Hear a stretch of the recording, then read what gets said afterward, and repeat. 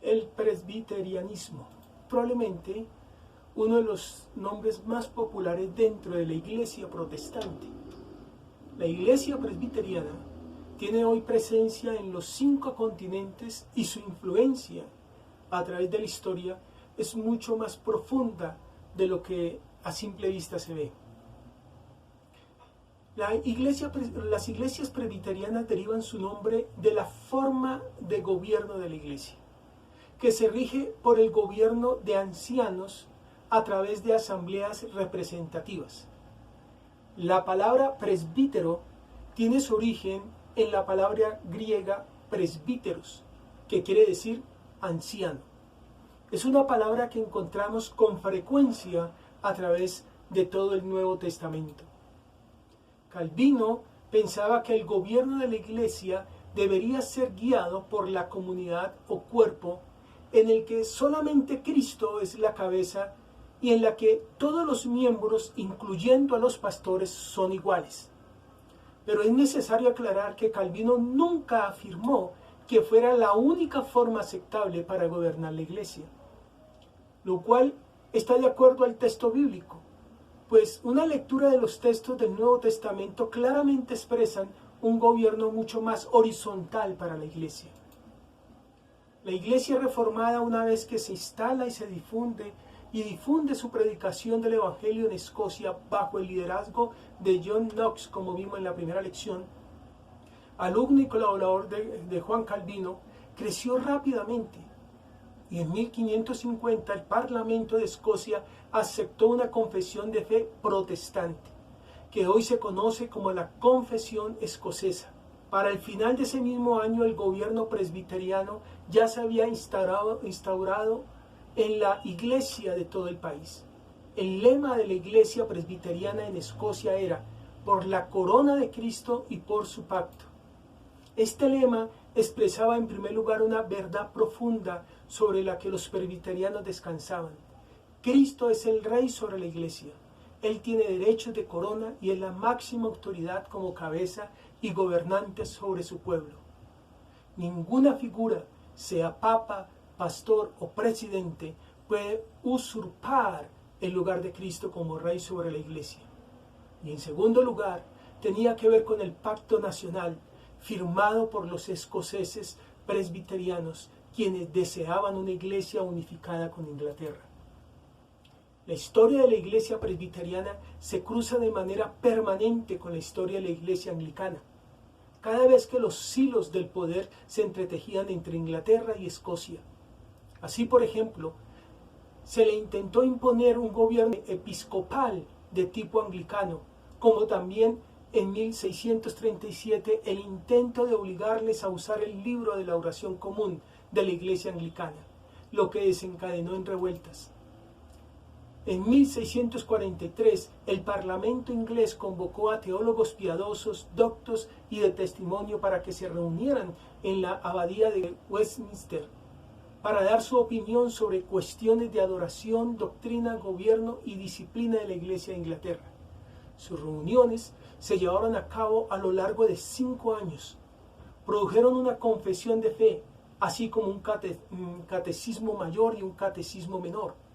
Por más de 3 siglos, varias ramas del protestantismo a lo largo del mundo han adoptado la confesión de fe de Westminster y sus catecismos como su estándar de doctrina, subordinado a la Biblia. La confesión de Westminster permanece como un estándar subordinado de doctrina para la iglesia de Escocia y ha influenciado sobre las iglesias presbiterianas de todo el mundo. Pero esta confesión no evitó las tensiones entre las iglesias. Los presbiterianos, congregacionistas y bautistas ingleses y otros grupos llegaron a ser conocidos como los no conformistas, puesto que no se conformaron al Acta de Uniformidad de 1662, que establecía a la Iglesia de Inglaterra como la única iglesia aprobada legalmente, aunque todas estas iglesias estaban entre sí de alguna forma a través de la confesión de Westminster unidas. Las diferencias llegarían a su fin en 1688 con la Revolución Gloriosa. cuando finalmente la Iglesia de Escocia fue reconocida y el presbiterianismo se convertiría en la Iglesia oficial de Escocia, mientras en Inglaterra se mantendría la Iglesia anglicana. En 1644 se estableció la primera iglesia presbiteriana en Nueva York. Durante las siguientes décadas se siguieron fundando iglesias presbiterianas a lo largo de todo el territorio de las colonias británicas presentes en América. El congregacionismo y el presbiterianismo fueron las corrientes formadoras del carácter protestante norteamericano. La iglesia presbiteriana también tiene una fuerte presencia en Asia, en países como India, el territorio de Hong Kong, en Taiwán y en Corea del Sur, donde es muy popular. Hoy en Corea del Sur, las iglesias presbiterianas son las más grandes y la denominación protestante más influyente en Corea del Sur, con cerca de 20.000 iglesias afiliadas y con 9 millones de presbiterianos, que forman la mayoría de los 15 millones de protestantes coreanos. La iglesia presbiteriana cree en una tradición de tipo confesional. Esto significa que los creyentes reafirman su fe usando confesiones como el credo de los apóstoles, el credo de Niza 325 u otra declaración de fe como la confesión de Westminster de 1647, el catecismo de Heidelberg de 1563 o la confesión belga de 1561. Pero los credos o confesiones no reemplazan o superan la autoridad de la Biblia. Los presbiterianos creen que las escrituras son el principal acto de fe y vida y que las confesiones muestran a la iglesia como una comunidad de creyentes y no solo como una colección de individuos. Los presbiterianos dicen que las confesiones ayudan a guiarlos y a recordarles lo que creen. El culto presbiteriano está centrado en la fe en el sacrificio de Cristo, teniéndole a Él como centro de todo en todo momento. Por lo tanto, aquellos elementos que no son ordenados por el culto en las Escrituras deben ser omitidos o prohibidos. Este principio es conocido como el principio regulador del culto. El legado de los presbiterianos nos recuerda en primer lugar que es necesario conocer nuestro pasado y nuestra doctrina histórica y que debemos transmitir y confesar nuestra fe abiertamente. En segundo lugar, la importancia de evitar los gobiernos piramidales que concentran el poder de la iglesia en una sola persona o en una familia. Nos recuerdan que la iglesia debe ser gobernada por la comunidad y que ésta debe guiar las decisiones de la iglesia. La iglesia es una comunidad de creyentes, no una empresa privada ni una multinacional. El bautismo o bautistas. La iglesia bautista tuvo su origen en Inglaterra en 1611 por los discípulos del pastor anglicano John Smith, que había acogido en su comunidad a algunos anabaptistas o rebautizantes del comienzo de la Reforma Protestante y a un grupo de menonitas, fundados por el pastor Simon Menon. De allí que por algunos son considerados como una rama del puritanismo y hacen parte del cristianismo evangélico, al igual que el wesleyanismo. La palabra bautista fue utilizada por primera vez en 1644. El nombre no fue elegido por ellos mismos, sino por sus oponentes. Ellos fueron llamados comúnmente como anabautistas, porque se negaban a bautizar los niños. Con el tiempo el término anabautista dejó de estar de moda y el nombre bautista se convirtió en el término de uso popular.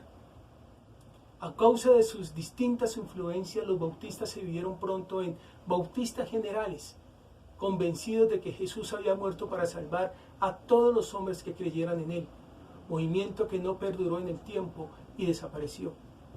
Y en segundo lugar, los bautistas particulares, fundados por Henry Jacob, cuya creencia básica es que Jesús murió solamente por los predestinados a la salvación y no por todos los hombres. Poco a poco, esta doctrina se fue imponiendo entre los bautistas. En la iglesia bautista no creen ni aceptan las visiones, revelaciones, ni el don de lenguas o mensajes de Dios extrabíblicos. mantienen las verdades de la Biblia con autoridad suprema en la iglesia. Cristo es la cabeza de la iglesia, por lo tanto existe la autonomía o poder del autogobierno de la iglesia local. Son completamente independientes de otras iglesias, comités o denominaciones. Practican el bautismo y la Santa Cena, pero no como parte en la salvación, tan solo como figura de lo que Cristo hizo por nosotros en la cruz. Creen en el sacerdocio universal. Cada creyente tiene un acceso instantáneo y equitativo a Dios, a su verdad y a la voluntad de Dios para su vida. Cada hombre y cada mujer debe personalmente venir a Cristo para la salvación. Cada miembro independiente de su edad tiene que dar testimonio de su salvación. Los bebés no hacen parte de la lista de los miembros. Enseñan y practican la separación de la iglesia y del Estado. El sistema de organización y gobierno de todas las iglesias bautistas es congregacional, lo que otorga autonomía a las iglesias bautistas locales. Ningún grupo o ninguna persona fuera de la congregación bautista debe tener autoridad alguna sobre la iglesia en cuanto a creencias y prácticas religiosas. Además, todos los miembros dentro de la congregación han de tener una misma voz en el gobierno de la iglesia. Aceptan solamente dos oficios, pastores y diáconos. Los bautistas consideran a la iglesia de Cristo como la esposa invisible de Dios, compuesta por los verdaderos creyentes en todo el mundo, que solamente Dios conoce y trata. No se admiten participar en la Santa Cena o la comunión a miembros de otras denominaciones cristianas si no han sido bautizados por inmersión. El pietismo comenzó con los luteranos alemanes en el siglo XVII. Fue muy enfático en promover la fe personal contra el extremo ritualismo y dogmatismo percibido dentro de la iglesia luterana. El luteranismo enfatizaba en la doctrina, en la teología, adormeciendo la práctica cristiana entre los creyentes. El pietismo fue un movimiento pobre en producción teológica, con una tendencia natural hacia el encuentro y un énfasis muy alto en la experiencia personal, pero aún así influenció al protestantismo hasta nuestros días. A comienzos del siglo XVII, el luteranismo había creado un sistema de enseñanza útil para luchar contra los oponentes católicos, pero no para nutrir espiritualmente a los creyentes. Pero aunque la Biblia era reconocida como la única autoridad y la primera y la más elevada fuente de conocimiento, su contenido esencial se consideraba resumido en los dogmas y en las doctrinas del luteranismo. Como consecuencia, la única exigencia puesta sobre los miembros era el reconocimiento de la doctrina de la iglesia. Había un pobre énfasis hacia el deber personal de buscar a Dios y una incipiente lectura personal de las Escrituras.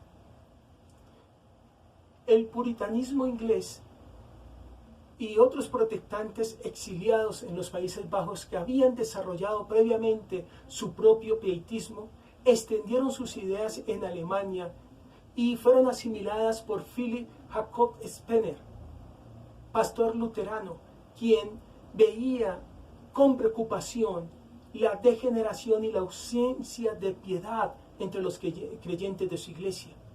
En respuesta, organizó reuniones en las que los cristianos realizaron lecturas devocionales de la Biblia y oraban los unos por los otros. En su obra más importante, Pia Desideria, evaluó las debilidades de la ortodoxia de su tiempo y propuso, primero, predicación centrada en la Biblia. Segundo, un mayor énfasis en el sacerdocio de todos los creyentes. Tercero, una vida cristiana mucho más integral. Cuarto, unidad entre los cristianos. Quinto, formación cristiana enraizada en el seguimiento de las enseñanzas de Jesús. Y sexto, proclamación de las buenas nuevas de la palabra y hechos. El pietismo pretendía que toda la práctica y la vida del creyente y de la iglesia estuvieran exclusivamente basadas en la Biblia.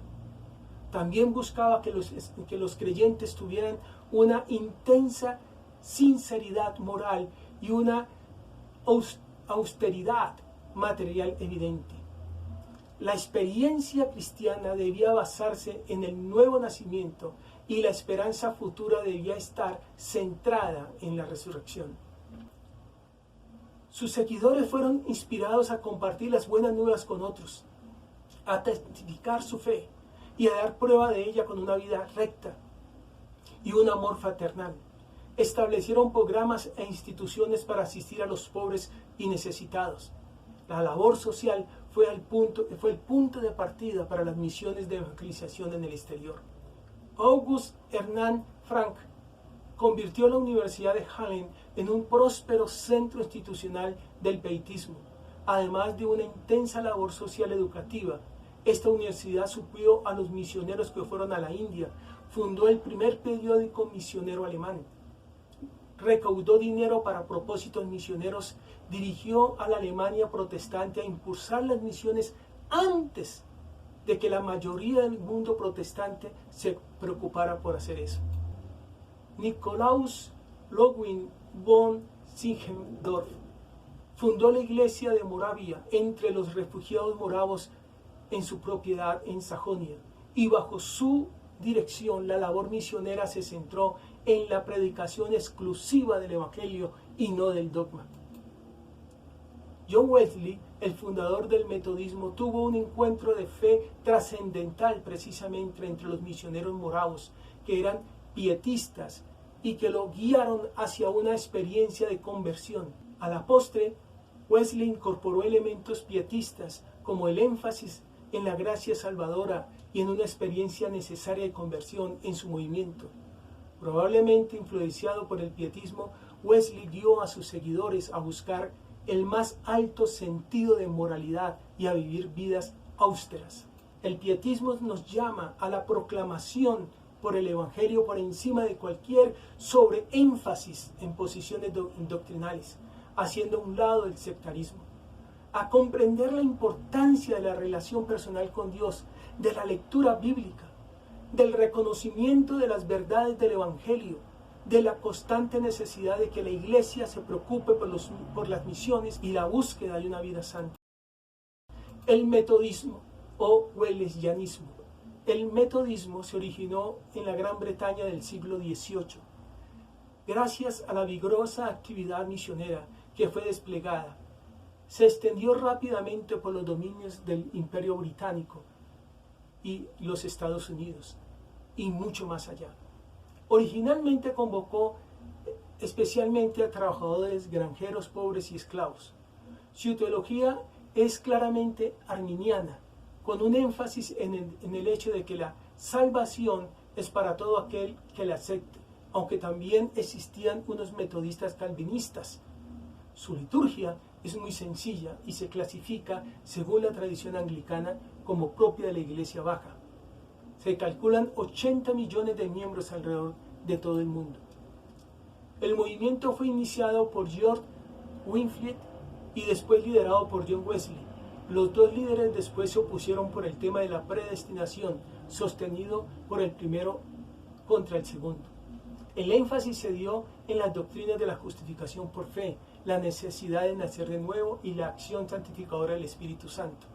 El metodismo se ha definido como un movimiento de santidad.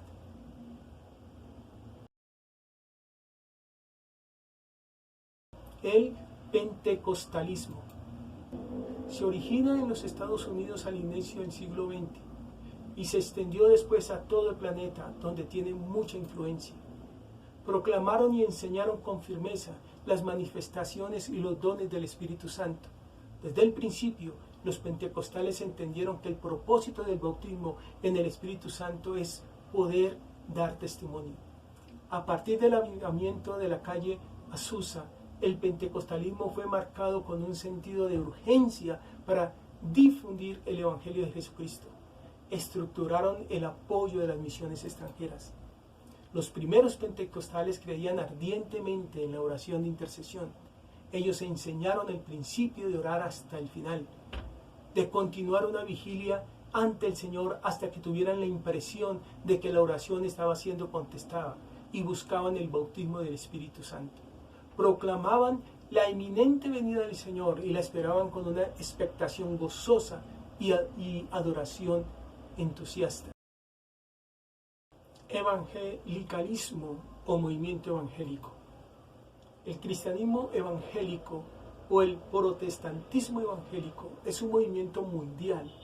Durante el avivamiento del siglo XVIII que ocurrió en Europa con el pietismo y en Gran Bretaña y Norteamérica con el Gran Despertar, se denominó a las iglesias surgidas de estos movimientos como evangélicas.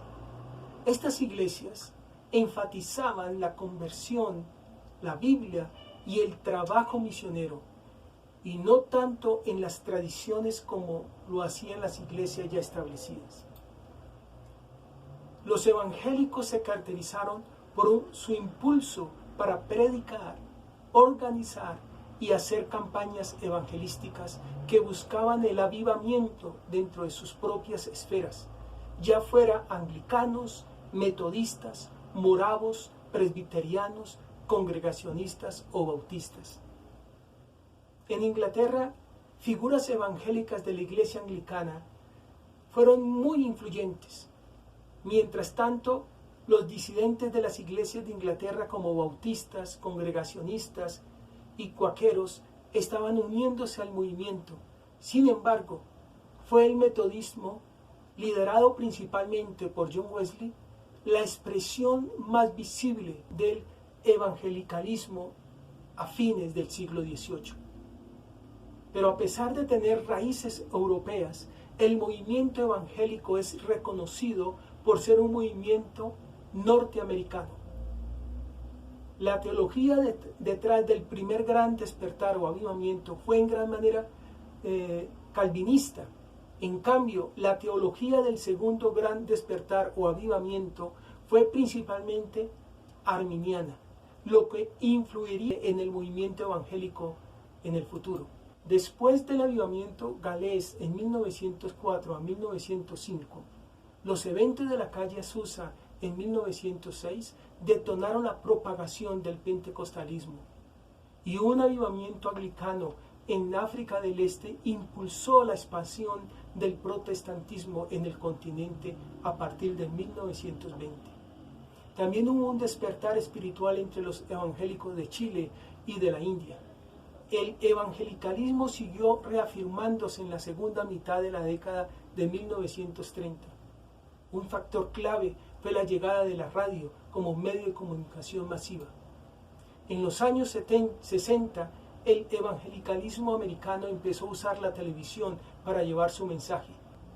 En 1960 se creó la primera red de televisión cristiana, que sería seguida por más redes y canales para llevar programación televisiva a la comunidad evangélica. El representante del evangelicalismo norteamericano es Billy Graham. Actualmente existen más de 110 organizaciones regionales y nacionales. Alrededor del mundo, más de 110 millones de personas están afiliadas a la Alianza Mundial Evangélica, que tiene su sede en Singapur. Sin embargo, es probable que el movimiento supere los 600 millones de seguidores en el mundo. La predicación activa en radio y televisión, la fundación de escuelas y seminarios teológicos para la formación doctrinal, el ferviente espíritu misionero y la capacidad para ser una fuerza de gran influencia en la sociedad son legados del movimiento evangélico.